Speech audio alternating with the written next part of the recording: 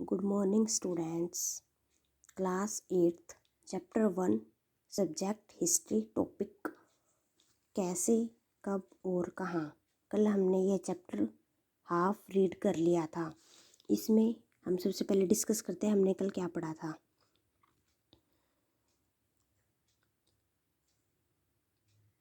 तो कल हमने इतिहास को ये पढ़ा था। इस इतिहास में हमने कल ये पढ़ा था, इतिहास को तारीखों का विषय समझा जाता है। क्या इतिहास नीरस विषय है? इतिहास समय समय पर आने वाले बदलाव की जानकारी देता है। इतिहास इससे यह पता चलता है कि अतीत में चीज़ें कैसी थी और उनमें समय के साथ साथ क्या बदलाव आए। आज हम इसके आगे पढ़ते हैं। हम इतिहास या किसी कहानी को टुकड़ों या अध्यायों में बांट कर लिखते हैं। ऐसा हम इसलिए करते हैं ताकि प्रत्येक अध्याय में सामंजस्य बिठाया जा सके और कहानी को आसानी से समझा जा सके और याद रखा जा सके। कहानी को हम आसानी से समझ सके और उसको याद कर सके। इस प्रक्रिया में हम उन घटनाओं पर जोर देंगे जो उस कहानी को पेश करने में मदद होती है।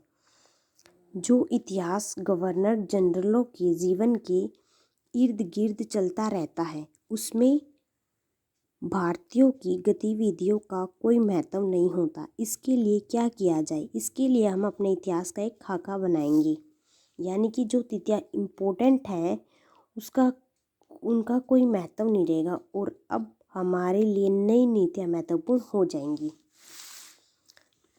हम अवधियाँ कैसे तय कर सकते हैं?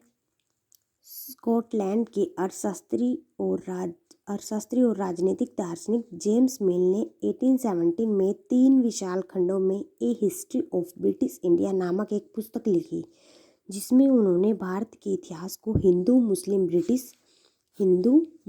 और ब्रिटिश इन 3 कालखंडों में बांटा था। इन कालखंडों के निर्धारण को ज़्यादातर लोगों ने स्वीकार भी कर लिया।